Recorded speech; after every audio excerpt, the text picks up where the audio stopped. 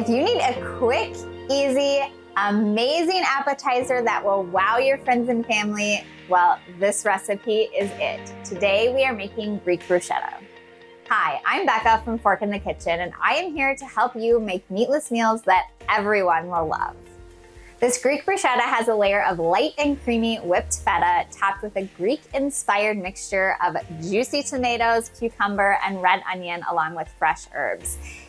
It's all served on top of a crisp crostini. Plus, this recipe is ready in just 20 minutes and it can be prepped ahead of time. So what do you say? Let's get to it.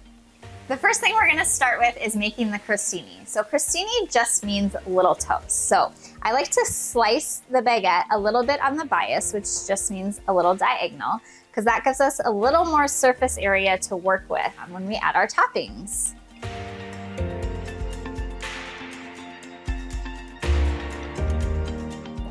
Okay, they're all sliced up, so I'm gonna show you my little cheater method for getting the olive oil on the slices of baguette so that they can toast up really nice. So I just take my olive oil and do a little drizzle across. We don't need them drenched, just a light coating is fine. So I am getting quite a bit on the pan as well, just how it's happening, but that's okay because we're just gonna zhuzh it around just a little bit. And that gets each side lightly coated. You can move it around where there are globs of olive oil. And this way, you don't have to get a pastry brush dirty. You just do it quick and easy. It is not anything that you need to fuss over. Once they're all pretty well coated, again, they do not need to be drenched. We'll just sprinkle on a little pinch of salt. You don't need too much, just a little goes a long way since we'll be topping these with lots of deliciousness. Now we're gonna pop them in a 375-degree oven for about 12 to 14 minutes and flip them halfway through until they're golden brown and crispy. To make the veggie mixture that's going to go on top of our Greek bruschetta, we are gonna start with a 1.5 cups of diced cucumber. I like using an English cucumber because they are pretty seedless and they don't have any of that bitter flavor that sometimes you can get with cucumbers. Then we're gonna slice a 1.5 cups of cherry or grape tomatoes. I recommend using a serrated knife because it helps slice through the skin without smushing them. I also like to use cherry or grape tomatoes because if you use a whole tomato, it can sometimes be a little too juicy for the bruschetta mixture.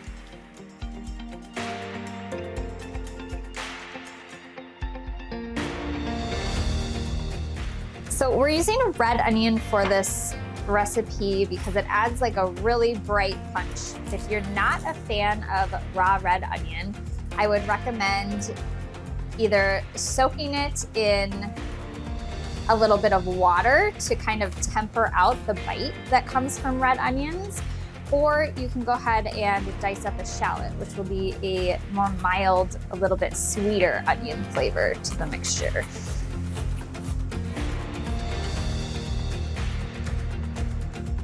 So we're using a mixture of fresh and dried herbs for this recipe, starting with 2 tablespoons of fresh parsley, 1 tablespoon of fresh mint, which really brightens it up, along with fresh basil, which I love basil. Then we also have dried oregano. Now, why are we using dried oregano and not fresh? Well, quite frankly, because I think dried oregano is a lot more accessible for people than getting fresh oregano. If you want to use fresh oregano, please do. I would recommend doubling the amount since dried herbs are more potent than fresh herbs since they're more concentrated. You want to double if you're going from dried to fresh or have it. So if you want to use dried herbs in this recipe, be sure you have the amounts of these fresh herbs. So chop the herbs just fine enough so that they will blend into the bruschetta mixture. So we'll add the fresh herbs, and then we'll add the dried oregano and red pepper flakes, which gives it a nice little kick. Now we need to also add fresh garlic, and you can mince this by hand, but my favorite tool to use, like ever, I use it in pretty much every recipe, is my garlic press. It is the best one out there. Trust me on this, you'll have to try it. Okay, so you can take the whole garlic clove, stick it in. You don't have to remove the paper, which makes it so easy. Go ahead and press it in. It's perfectly minced, super fine.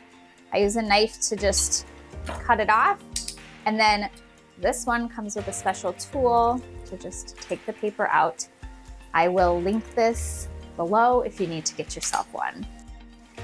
We're using 2 to 3 garlic cloves. This can really depend on your preferences though. I absolutely love garlic, so I would lean towards 3, but it also just depends on the size of your cloves. Okay, and to bring it all together, we're going to add about 2 tablespoons of olive oil, the juice of half a lemon, which really brightens it up. And then we'll do a pinch of salt. And you can obviously do that to taste as well. And then we will mix it all up and set this aside while we go make our whipped feta.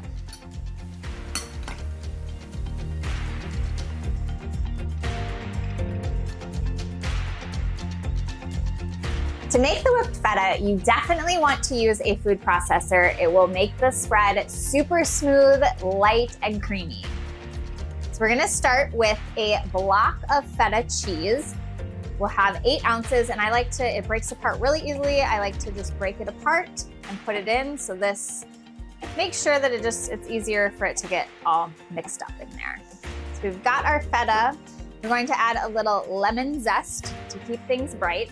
I like to use a microplane here and just lightly press it along the edge. Don't press too hard, because if you get that white pith underneath, it can be bitter sometimes. So don't press too hard, just get that lemon zest, the yellow part, off of there.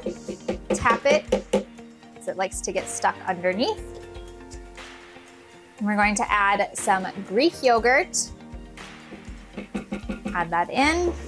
Some more garlic. I told you we love garlic for this recipe, so 2 cloves can just go in because the food processor will smooth them out.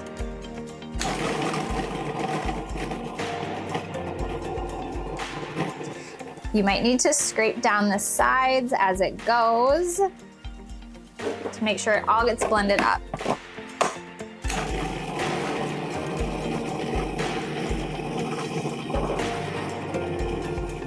Okay, and I'm gonna add 1 tablespoon of milk to start to kind of thin things out and keep it going. While we're at it, a little scrape of the sides.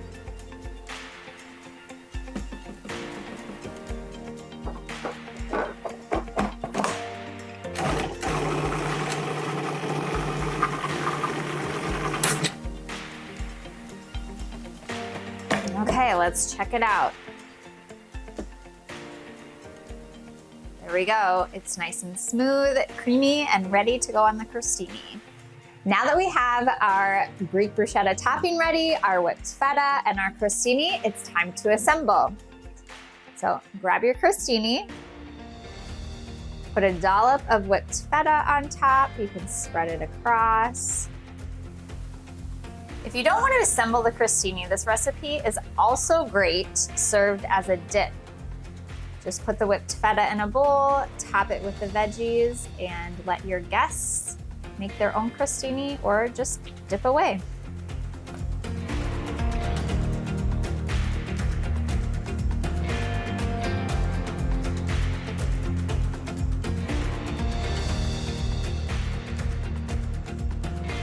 There we have it. Now it's time to dig in and enjoy.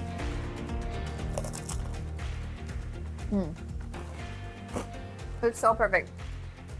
It has everything, the crunchy crostini, the creamy whipped feta, and then that veggie mixture is bright and fresh, but tangy and bitey from that red onion. Oh, it's everything. It's so perfect. Be sure to like and subscribe for more meatless recipes that everyone will love, and leave us a comment to let us know what you think about this Greek bruschetta recipe. Until next time, happy eating.